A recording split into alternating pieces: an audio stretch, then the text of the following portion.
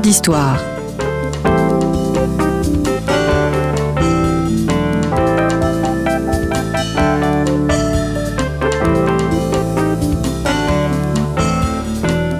On retrouve Christophe Dickès. Chers auditeurs, bonjour à toutes et à tous. Merci pour votre fidélité. Vous êtes sur Storia Voce et vous y êtes bien. Plus d'1,5 million d'émissions ont été téléchargées ces 3 derniers mois. Nous vous remercions beaucoup. N'hésitez pas à parler de nous autour de vous. Je pense notamment aux étudiants qui travaillent tous les jours sur nos sujets. N'hésitez pas à parler à vos camarades de Storia Voce afin de développer notre audience. Antoine Pro, bonjour. Bonjour. Merci d'être revenu à notre micro.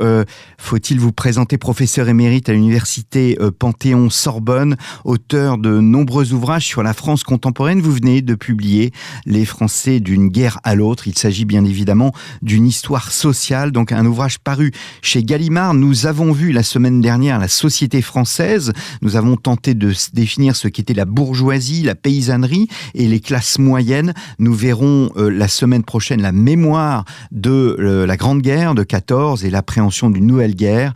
Mais cette semaine, nous allons nous plonger dans la vie quotidienne, donc d'une guerre à l'autre. Est-ce que, Antoine Pro, est-ce que la France quitte sa ruralité ou veut souhaiter quitter sa ruralité au profit des villes pendant cette période que vous abordez ?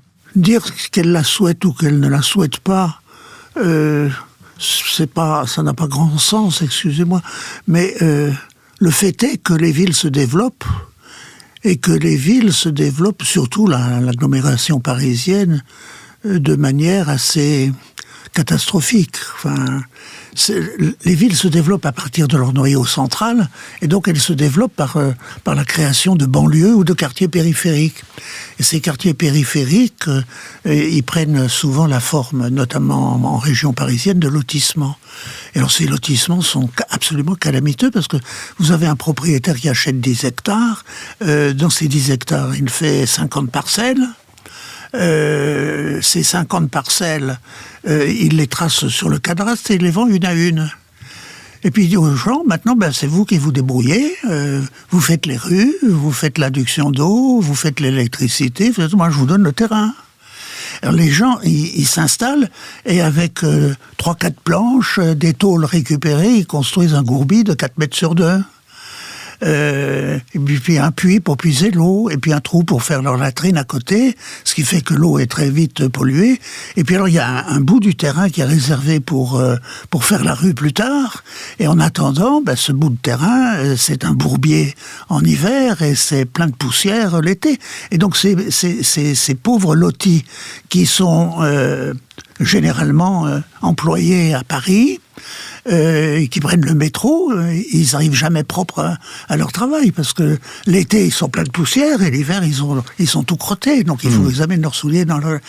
Et alors, ça va durer, il va y avoir des lois timides, parce que toucher à la propriété, c'est sacré, donc scandale, jusqu'à ce que, en 1928, le gouvernement radical, enfin le ministre radical socialiste Sarraut, prennent une loi extrêmement contraignante qui va obliger les gens à se fédérer, à constituer des sociétés pour faire les travaux. L'État va en payer la moitié, puis les gens paieront l'autre moitié. Et ça va se résorber ainsi, mais ça ne va pas se résorber complètement ni rapidement. Donc non, les villes ont de vrais problèmes. Et puis, les villes sont aussi amenées à construire de grands équipements, parce que le développement du sport, qui est une des variables de la période et qu'il faut voir en longue durée, parce va y revenir ça a commencé avant. Enfin, oui. Le Tour de France, c'est 1905, il ne faut pas l'oublier. Il faut construire des stades, il faut faire...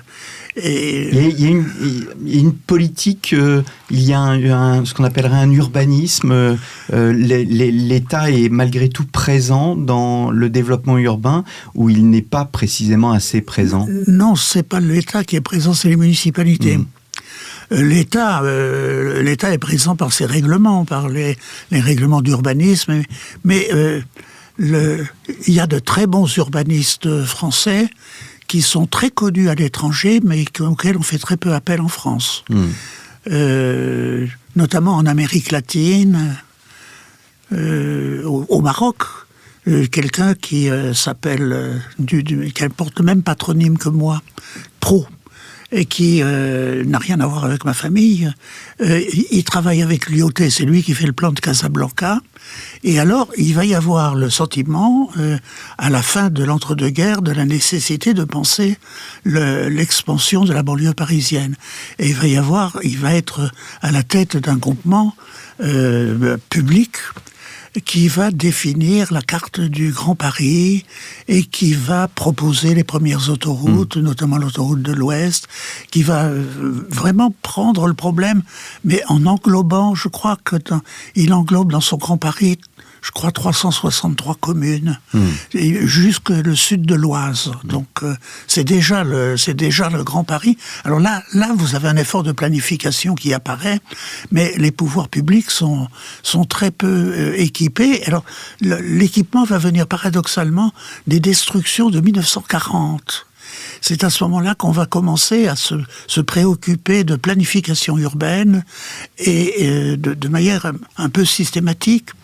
Et le ministère de la Reconstruction, c'est 1945. Et alors là, vous avez parce que autrement, l'équipement, c'est les chaussées et les ponts. Et les gares. Ben, voilà, c'est les ingénieurs des ponts, ils savent faire des routes et des ponts. Alors l'État et les municipalités sont obligés de s'emparer aussi d'un phénomène nouveau, un phénomène qui ne cesse de se développer, c'est l'automobile. Eh oui, l'automobile qui part à la conquête des villes. C'est encore une conquête modeste, parce que le parc de voitures en 1940, ça doit être 2 millions de voitures. Donc c'est pas énorme. On peut encore stationner dans les rues. Le besoin de parking n'est pas considérable. Mais oui, il faut inventer les feux rouges. Et d'ailleurs, le terme de feu rouge, il a une histoire, parce que les feux rouges, maintenant, ils sont tricolores. Et pourtant, on continue à dire les feux rouges. C'est parce que les premiers feux rouges ont été posés, je crois, en 1923. Sur l'avenue des Champs-Élysées, il n'avait que 2 couleurs, le blanc et le rouge. Et alors, quand c'était rouge, on pouvait pas passer, puis quand c'était blanc, on pouvait passer. Donc, on a appelé ça des feux rouges. Puis quand on est venu à 3 couleurs, ce qui est beaucoup plus tardif, c'est la fin des années 30, on a continué à les appeler des feux rouges. Puis il y a eu le stationnement quotidien alterné. Ah, mais ça n'allait pas, parce qu'il y avait des gens qui... Donc on a fait le stationnement alterné par quinzaine, on a fait les sens uniques, et alors ça donnait un développement du tourisme formidable. Bien que le guide Michelin, il date d'avant 1914. Mais, alors... L'organisation du tourisme aussi, ça c'est une grande chose, et d'ailleurs ça va se démocratiser avec les congés payés. C'est ce que je disais dans le premier podcast sur la semaine de 5 jours. La semaine de 5 jours, c'est la naissance du week-end pour tous. Et ça, la France est à la portée de tout le monde maintenant. Enfin, non pas tout le monde, on imagine qu'il y a des classes plus défavorisées. Vous ne pouvez pas aller faire du ski si vous n'en avez pas les moyens. Non, donc tout n'est pas à la portée de tout le monde. Mais oui, d'ailleurs les gens bougent beaucoup parce que il y a des organisateurs, notamment les associations d'anciens combattants. Le tourisme de guerre, la visite des fronts, ça fait partie du poids de la guerre dans la société. La guerre, c'est des lieux qu'on visite. Et donc, pour les visiter, quand vous habitez Romorantin, qui n'est pas très loin, vous pouvez prendre le train pour aller à Verdun. C'est pas très commode, Et puis à Verdun, vous n'êtes pas encore sur le champ de bataille. Il est à une dizaine de kilomètres. Donc, alors vous louez un car. Et les entrepreneurs Citroën organisent des voyages payants, mais alors ils organisent aussi l'hébergement. Enfin, vous avez tout ce mouvement. La France est un territoire traversé. C'est intéressant parce que vous dites que l'entreprise participe au fond au mouvement touristique. Est-ce qu'il y a des services touristiques qui se mettent en place à part entière ? Ah oui. Ah oui, il commence à y avoir des organisateurs de tourisme. Il y a des offices de tourisme. Oui, non, mais le Touring Club de France, ça date de 1880. C'est le 19e De la fin du 19e. Oui, c'est le 19e. Alors, qu'en est-il, vous avez commencé à l'évoquer la semaine dernière, qu'en est-il du sport? Vous montrez que le sport, loin d'être associé à la nature, on pense notamment au scoutisme dont vous parlez, eh bien, est intimement lié à la ville. Le sport est lié à la ville? Non, pas totalement, parce que regardez le Tour de France, le cyclisme n'est pas lié à la ville. Et le cyclisme, c'est quand même très important parce que c'est pas cher, c'est pas très cher. Mais et en même temps, c'est fidèle aux valeurs d'effort et de travail. Je ne sais pas si vous vous rendez compte, je crois que le dérailleur a été autorisé sur le Tour de France en 1937. Donc les gars, ils se payaient le galibier avec une seule roue. C'était une énergie folle. Et on cite toujours le cycliste qui, en 1910, ayant cassé sa fourche dans le Tourmalet, l'a réparé lui-même à la forge du village voisin. C'est un autre monde. C'est un autre monde. Mais oui, il y a déjà des compétitions de foot avant 1914, mais alors ça va se développer.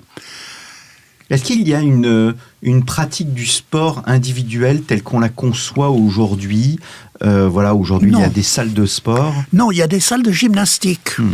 Et la salle de gymnastique, ce sont des mouvements rythmés. Il y a d'ailleurs des concours, il y a une fédération nationale, il y en a même deux, il y en a une laïque et une d'inspiration catholique.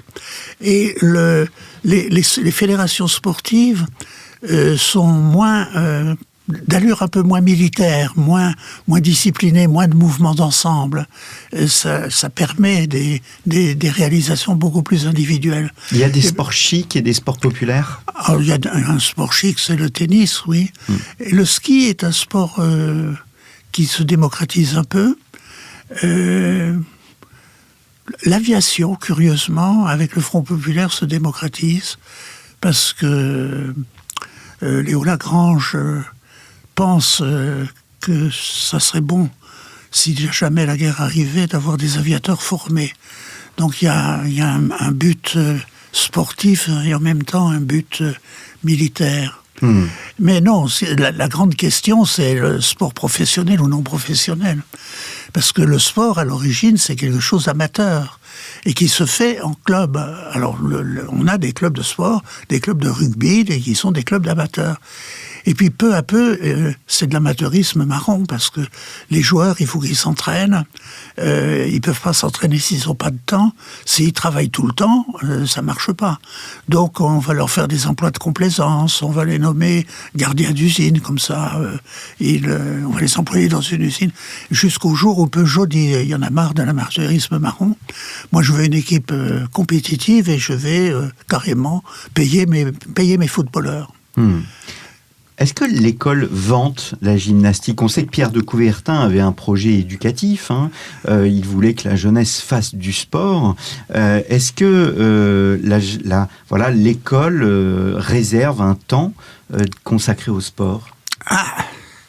C'est une question délicate parce que la fédération sportive laïque, celle des instituteurs, considère que le sport c'est quelque chose de dangereux parce que ça fait des vainqueurs et des vaincus. Et donc là on retrouve le pacifisme. Dans les milieux catholiques, on n'a pas du tout ce type de réflexe. Et d'ailleurs, ça a été très bien étudié dans le département du Rhône. Les équipes de foot des établissements catholiques ont des ligues, des compétitions que les laïcs n'ont pas. Alors les laïcs, ils ont prêté serment de ne jamais faire de match contre les catholiques. Mais il y en a qui trahissent leur serment parce que c'est quand même bien de faire des matchs et on peut pas faire beaucoup de matchs avec les équipes laïques. Ça, c'est très profond. Le réflexe des jeux qui font des vainqueurs et des vaincus sont des jeux qui développent l'esprit militaire. Et la compétition, le Front populaire, c'est beaucoup plus les Francs et Franches camarades. C'est une forme de scoutisme laïque. C'est les CMA, les centres d'entraînement aux méthodes d'éducation active. C'est les auberges de jeunesse. Encore que le premier à avoir créé les auberges de jeunesse soit un démocrate chrétien, Marc Sandier, en 1930. Mais ça c'est un sport où il n'y a ni vainqueur ni vaincu. Parce que vous excursionnez et vous faites des veillées amicales à l'auberge quand vous y faites étape. Et alors il va y avoir un drame d'ailleurs, un drame dans la compétition pour le rugby, c'est que la compétition qui est à l'époque des 4 nations en rugby, l'Angleterre refuse d'y participer avec des équipes professionnelles. Et donc le rugby à 15 reste fidèle dans les années 30 à l'amateurisme. Un amateurisme un peu marron, d'ailleurs difficile de savoir comment ça se fait vraiment. Et il se constitue un rugby à 13 qui, lui, est professionnel.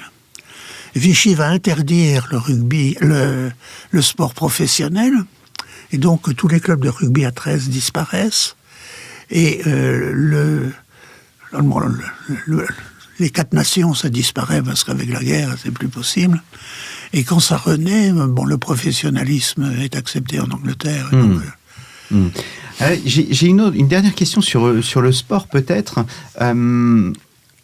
Il y a la place du corps, parce que est-ce que le rapport au corps change lui-même ? Le corps, c'est un outil de travail, si je puis dire.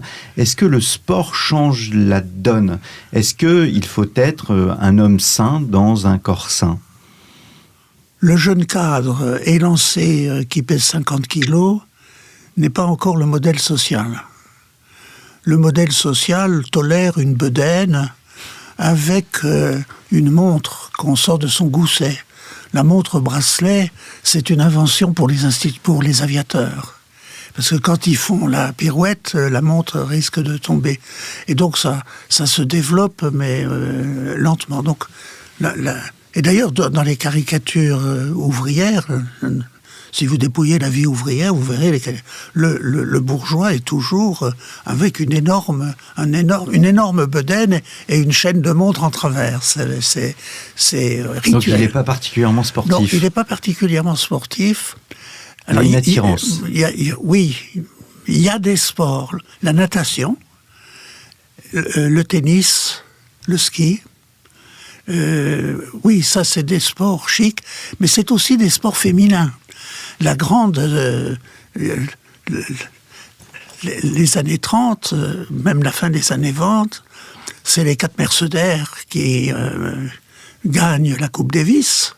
C'est Suzanne Langland qui va être expulsée de la Fédération du tennis française parce que réputée professionnelle pour avoir participé gratuitement à un match de bienfaisance. Parce que le match de bienfaisance, il avait des intentions lucratives, donc le match avait des intentions lucratives, et donc elle a été sanctionnée. Enfin, c'est assez ubuesque, cette histoire de querelle du professionnalisme. Mais ça veut dire aussi que si les villes sont obligées de construire des grands stades, Colombes, c'est 40 000 places debout et 20 000 assises. Et c'est construit, je crois, en 1924 pour les JO. Ça veut dire qu'il y a quand même des gens qui viennent.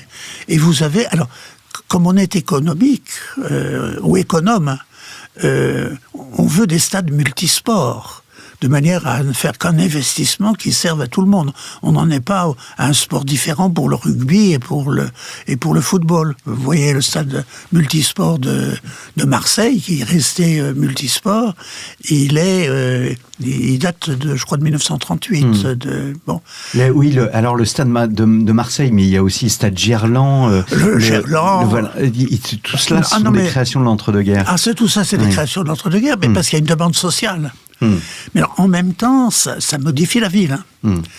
Alors, autre fait et dernier fait d'ailleurs de cette émission, la question religieuse. Alors, si la Grande Guerre en fait a provoqué ou accéléré des grands changements, elle n'a pas totalement renouvelé la société. Le fait religieux reste un fait important, le fait cultuel reste un fait important de la société. Vous avez une reconquête catholique. Une vitalité du catholicisme. Une très grande vitalité du catholicisme, oui. Parce que la séparation a été pour lui comment dirais-je, une sorte de chaos debout. Un vrai traumatisme. Et donc, il a fallu se réinventer. Il a fallu organiser la contribution des fidèles pour faire vivre les curés, pour faire vivre les prêtres. Il a fallu s'occuper de bienfaisance pour construire les églises. Les églises de la banlieue parisienne, c'est les catholiques qui les ont payées. C'est pas l'État. Quand on demande aujourd'hui à l'État de construire des lieux de culte, les catholiques ont construit des églises depuis 1905 sur leurs fonds propres. Bon. Et puis, il y a eu une opération dans la jeunesse, il y a eu tout le mouvement de la jeunesse chrétienne, la JOC, la JAC, la JEC, la JOCF, leur mouvement masculin et féminin. C'est des gens qui vont célébrer leur 10e anniversaire en 1938 ou 39 et qui vont réunir pour des messes considérables 20 000 personnes dans un stade. Et ils vont alimenter une partie de la résistance. Vous avez des maquis démocrates chrétiens, vous avez une résistance catholique. Vous avez une résistance catholique dont va sortir d'ailleurs le MRP, qui est le premier mouvement. Enfin, il y avait des démocrates chrétiens entre les deux guerres, mais peu important. Mais à gauche, ils participent. Champetier de Ribes, qui était leur principal leader, on le trouve dans les ministères à des postes subalternes, mais à l'époque du Front populaire. Et donc, les évêques qui assistent à la messe du centenaire, du 10e anniversaire de la création de la JEC, de la JOC, Jeunesse ouvrière chrétienne, en 1938, disent « Dans 10 ans, la France sera redevenue chrétienne ». Vous avez une reconquête catholique qui est considérable. Alors, ce qui est intéressant, et peut-être ça sera le mot de la fin, parce qu'on arrive au terme de cette émission, on a souvent cité à ce micro les travaux de Georges Mossé, qui parlait de la brutalisation de la société européenne. Or, vous montrez, au contraire, à travers cette émission, mais aussi l'émission de la semaine dernière, que les choses sont bien plus complexes, que il y a cette vitalité du catholicisme. On n'a pas parlé des rapports père-enfant ou bien mère-enfant, mais on est loin d'une brutalisation de la société européenne. Oui, d'ailleurs, le terme de brutalisation n'est pas dans le titre de Mossé. Il est dans le titre de la traduction française. Oui. Ça, c'est Audouin Rousseau qui a un peu durci la position de Mossé. Moi, ma position dans le débat consentement-contrainte, les soldats ont tenu parce qu'ils étaient patriotes ou les soldats ont tenu parce qu'ils avaient peur du conseil de guerre, je suis totalement en dehors parce que c'est posé en termes de psychologie individuelle, quelque chose qui est fondamentalement sociologique. On ne fait pas la guerre comme on se fait les poches. On fait la guerre dans une institution qui s'appelle l'armée et qui a une cohérence. Et d'ailleurs, quand le débordement apparaît, c'est dans les lieux où l'institution est fragile, c'est-à-dire les gares. Les gares des permissionnaires et les trains de permissionnaires. Mais cette vitalité, en fait, cette vitalité que vous décrivez, cette modernisation, on a parlé la semaine dernière de la modernisation du monde paysan, montre qu'on est loin, au fond, de cette idée de violence. Au contraire. Non, au contraire. Non, mais alors là, mais d'ailleurs, c'est ce que j'ai montré dans ma thèse déjà très ancienne sur les anciens combattants. La nouveauté de ma thèse, ça a été, à l'époque, tout le monde disait les anciens combattants, c'est des nationalistes, c'est la droite, c'est des patriotes. Et en fait, pas du tout. Et ce que j'ai montré, c'est pas du tout, c'est que on dit voilà, ils défilent avec des drapeaux. Oui, mais quand vous êtes au monument aux morts, que font les drapeaux ? Les drapeaux, ils s'inclinent. Et il marque le deuil. Et il marque le deuil collectif. Même chose quand les anciens combattants assistent à la messe. Au moment de l'Eucharistie, au moment important de la messe, ils baissent les drapeaux. Ils baissent les drapeaux. Et quand vous regardez ce qu'ils font, ils sont pacifistes. Ils sont pas du tout revanchards. Alors justement, c'est une excellente transition avec l'émission de la semaine prochaine. Comment la population française, les Français vont vivre le souvenir de la Grande Guerre et l'appréhension d'un autre conflit jusqu'à l'après Deuxième Guerre mondiale. C'est ce que nous verrons. Merci beaucoup, Antoine Prot. Les Français d'une guerre à l'autre, un ouvrage paru chez Gallimard. Merci pour votre fidélité, chers auditeurs, et on se retrouve la semaine prochaine pour le 3e volet de notre série, donc consacrée aux Français d'une guerre à l'autre.